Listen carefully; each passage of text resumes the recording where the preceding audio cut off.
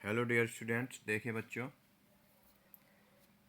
पिछली वीडियो में आपने प्रेजेंट, पास्ट और फ्यूचर इंडेफिनिट के बारे में पढ़ा।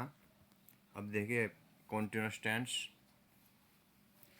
को मैं दूसरे शब्दों में इसको बुलाते हैं, जब प्रोग्रेसिव टेंस भी बोलते हैं इसको, इम्परफेक्ट टेंस भी इसको इसमें बोलते हैं या इसको बोलते हैं।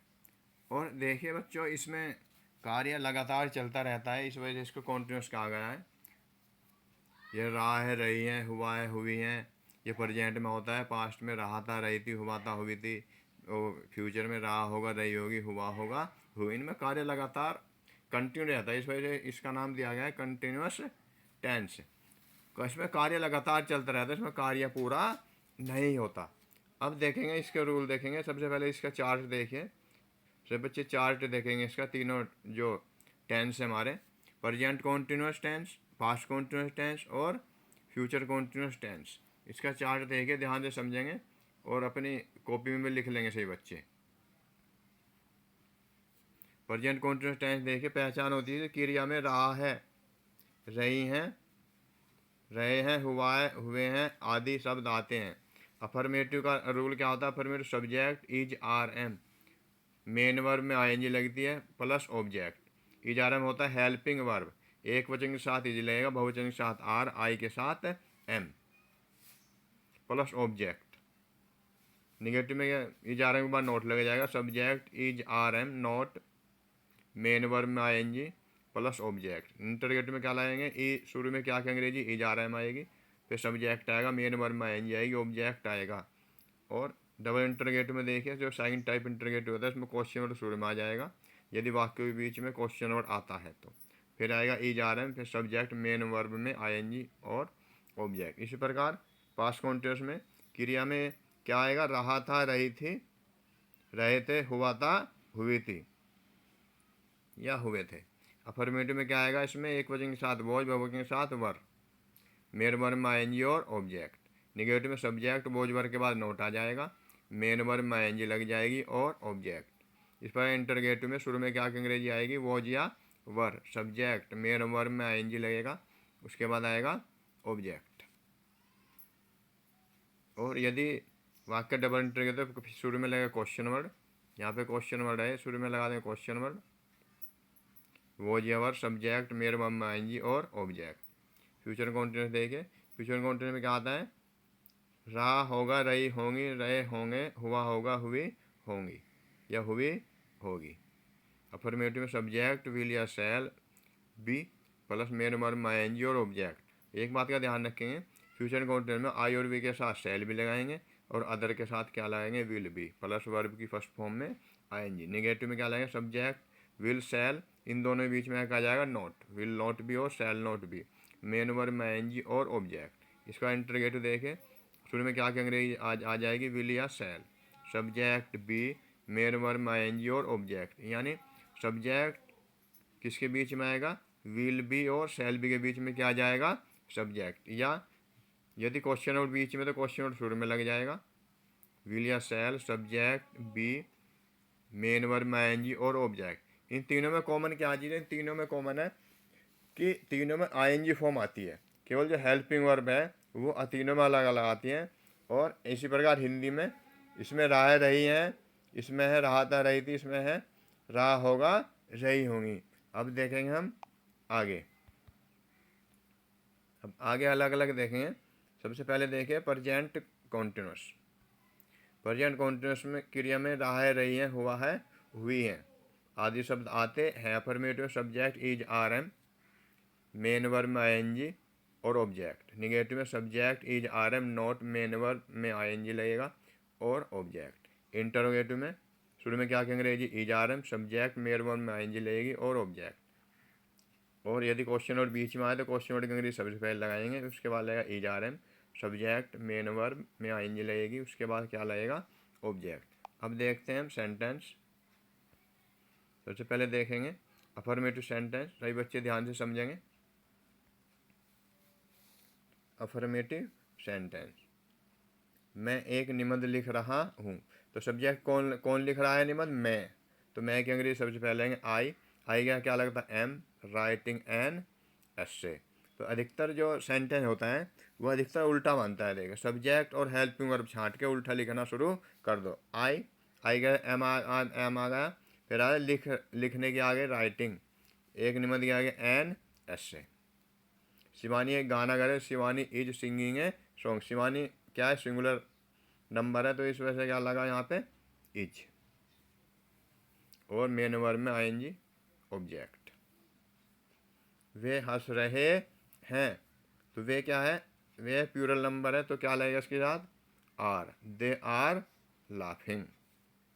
हम आपस में बातें कर रहे हैं, तो वी आर, वी बहुवचन देखो, हमें आर टॉकिंग टूगेदर। आपस में क्या होती है, टूगेदर या साथ साथ। आगे देखेंगे निगेटिव सेंटेंस, देखिए इसके बाद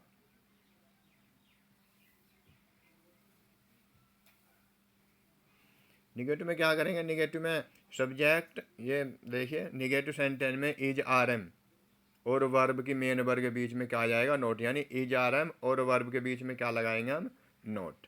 बच्चे फूल नहीं तोड़ रहे हैं, the children are not plucking flowers. वह अपना काम नहीं कर रहे, तो she is not doing her work. She के साथ अपनी अंग्रेजी क्या आएगी, हर। तुम क्रिकेट नहीं खेल रहे, तो यू आर प्लेइंग क्रिकेट। अब देखेंगे इंटरोगेटिव।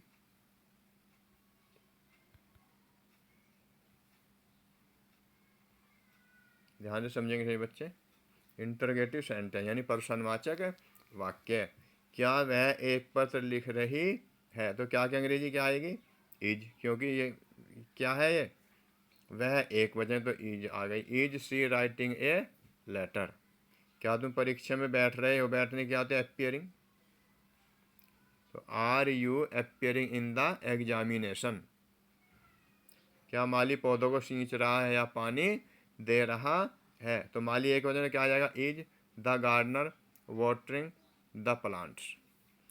मनोज यहाँ क्या कर रहा है, देखिए क्वेश्चन वर्ड बीच में आ रहा है, ये क्वेश्चन वर्ड बीच में, तो इसकी अंग्रेजी सबसे पहले रखेंगे वॉट।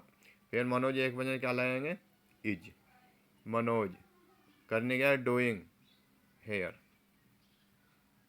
क्या वह दफ्तर नहीं जा रहा है, देखिए वह एक वजह, तो क्या अंग्रेजी आएगी, is he going to office. यहाँ कौन सो रहा है, तो हु के साथ अलग नियम लगता है, हु सबसे पहले हु लगाएंगे, हु, उसके बाद इज आर एम या हेल्पिंग वर्ब, उसके बाद वर्ब की फर्स्ट फॉर्म आएंगी, उसके बाद ऑब्जेक्ट। देखो हु इज स्लीपिंग देयर, यानी हु को हम सब्जेक्ट मान के चलते हैं, ये समझना है। हु को हम सब्जेक्ट मान के चलते हैं और इस हु के अकॉर्डिंग हम सेंटेंस बनाएंगे। तो हु इज स्लीपिंग हेयर। अब देंगे पास्ट कॉन्टिन्यूस। जिस प्रकार प्रेजेंट में रहा रही आता है, इसमें आता है रहा था, रही थी, रहे थे, हुआ था, हुई थी। अफर्मेटिव में क्या लगाएंगे, अफर्मेटिव लगा दो सब्जेक्ट वॉज या वर, एक वचन के साथ वॉज आता है, बहुवचन के साथ आता है वर। मेन वर्ब में आईएनजी और ऑब्जेक्ट। निगेटिव में क्या लगाएंगे, सब्जेक्ट वॉज या वर, नॉट मेन वर्ब में आईएनजी और ऑब्जेक्ट। इंटरोगेटिव में क्या लगेगा, शुरू में क्या कहेंगे, आ जाएगी वॉज या वर। सब्जेक्ट एक वचन है तो वॉज लगाएंगे, बहुवचन है तो वर। सब्जेक्ट मेन वर्ब में आईएनजी ऑब्जेक्ट। और यदि डबल इंटरोगेटिव सेंटेंस या क्वेश्चन वर्ड बीच में आए, तो क्वेश्चन वर्ड की अंग्रेजी सबसे पहले लगाएंगे, उसके बाद वॉज या वर लगेगा। सब्जेक्ट मेन वर्ब में आईएनजी और ऑब्जेक्ट। आगे देखते हैं।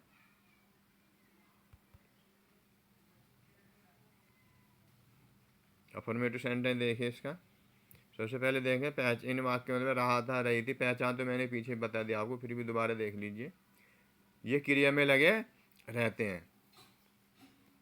अफर्मेटिव सेंटेंस, अफर्मेटिव सेंटेंस देखिए, वह अपने भाई को पत्र लिख रही थी, तो वह एक वचन है, देखो लड़की है, एक वचन, तो क्या लग जाएगा, was. She was writing a letter to her brother.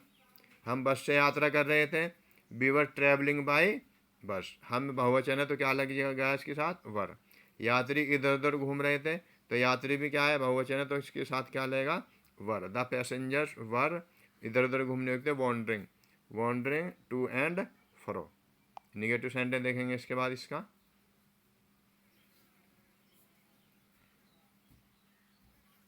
Negative sentence. वह कहानी नहीं सुन रही थी। निगेटिव में क्या होता है, वो या वर्ग के बाद क्या लगाते हैं, नोट का प्रयोग करते हैं। ऐसे सब्जेक्ट के अनुसार सब्जेक्ट वो या वर्ग के बाद नोट का प्रयोग करते हैं तथा वर्ब की फर्स्ट फॉर्म में आईएनजी लगाते हैं। वह एक कहानी नहीं सुन रही थी। कहानी सुनी नहीं जाती, बताई जाती है। वह एक कहानी सुना रही थी, तो she was not telling a story. Asha गाना नहीं गा रही थी, तो Asha was not singing a song.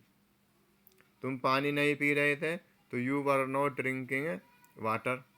तुम नहीं सो रहे थे, यू वर नॉट स्लीपिंग। तो इसमें वो या वर्ग के बाद सभी में क्या आएगा, वो या वर्ग के बाद नोट लगा देंगे, प्लस मेन वर्ब में आईएनजी लगाएंगे। इसके बाद इंटरोगेटिव सेंटेंस देखेंगे सही बच्चे, ध्यान से समझेंगे। इंटरोगेटिव सेंटेंस शुरू में क्या क्या अंग्रेजी क्या लगाएंगे, वॉज या वर।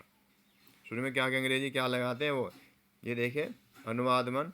ऐसे वाक्यों में आरंभ में क्या क्या लगा रहता है, तो वाज या वर्ब को सबसे पहले लिखते हैं, उसके बाद सब्जेक्ट आता है, वर्ब की फर्स्ट फॉर्म आती है, उसके बाद क्या लगाएंगे, वर्ब की फर्स्ट फॉर्म में आईएनजी लगाते हैं। यदि वाक्य के मध्य में कहाँ, कब, क्यों, कौन शब्द आता है तो उनकी अंग्रेजी हम आरंभ में लगाते हैं, उसके बाद वाज या वर्ब लिखते हैं, उसके बाद सब्जेक्ट आदि आता है। इंटरगेटिव यदि निगेटिव भी हो तो सब्जेक्ट और मेन वर्ब की फर्स्ट फॉर्म में क्या लगाते हैं, आईएनजी लगाते हैं। हु के तुरंत बाद, ये देखिए हु वाला रूल अलग होता है। हु के तुरंत बाद वो या वर्ब आता है, फिर मेन वर्ब आती है, उसके बाद मेन वर्ब में आईएनजी लगाएंगे। पहले सैने देख, क्या मैं कैमरा खरीदा, तो वो जाए परचेजिंग है कैमरा। क्या वे अपना कार्य नहीं कर रहे, तो were they not doing their work. तुम अपना समय नष्ट क्यों कर रहे, तो why were you wasting his time. सबसे पहले क्वेश्चन वर्ड आ गया, हेल्पिंग वर्ब, सब्जेक्ट आ गया, वर्ब की फर्स्ट फॉर्म आईएनजी और ऑब्जेक्ट। यह काम कौन कर रहा है, तो कौन वाले वाक्य वाले रूल लगा, हु प्लस वॉज या वर्ब प्लस वर्ब की फर्स्ट फॉर्म में आईएनजी, उसके बाद ऑब्जेक्ट, तो who was doing this work. आगे देखेंगे फ्यूचर कॉन्टिन्यूअस। इसका स्ट्रक्चर देखिए सही बच्चे। फ्यूचर कॉन्टिन्यूअस की पहचान है तो क्रिया में रहा होगा, रही होगी, रहे होंगे, हुआ होगा, हुए होंगे, हुई होगी। अफर्मेटिव क्या रूल बनेगा, सब्जेक्ट विल या शैल बी, मेन वर्ब में क्या लगेगी आईएनजी, उसके बाद क्या लगाएंगे ऑब्जेक्ट। निगेटिव में क्या लगेगा, सब्जेक्ट विल या शैल नॉट बी, इन दोनों के बीच में क्या जाएगा नॉट, मेन वर्ब में आईएनजी और ऑब्जेक्ट। इंटरगेटिव में क्या लगेगा, शुरू में क्या कहना जी विल या शैल लगेगी, सब्जेक्ट बी, इन दोनों बीच में क्या जाएगा सब्जेक्ट प्लस मेन वर्ब में आईएनजी और ऑब्जेक्ट। यो यदि डबल इंटरगेटिव सेंटेंस यानी वाक्य के बीच में क्या, क्यों, कब, कैसे आया है, तो उनकी अंग्रेजी सबसे पहले लिखेंगे, उसको क्या बोलते हैं क्वेश्चन वर्ड। प्रश्नवाचक शब्द विल या शैल, सब्जेक्ट बी, मेन वर्ब में आईएनजी और ऑब्जेक्ट। अब देखेंगे इसका एग्जाम्पल, तो बच्चे ध्यान से समझेंगे। फ्यूचर कॉन्टिन्यूअस, इन वाक्यों में मतलब रहा होगा, रही होंगी, रहे होंगे, हुआ होगा आदि शब्द आते हैं। अब देखिए अफर्मेटिव सेंटेंस, तुम खेल रहे होंगे, तो यू विल बी प्लेइंग।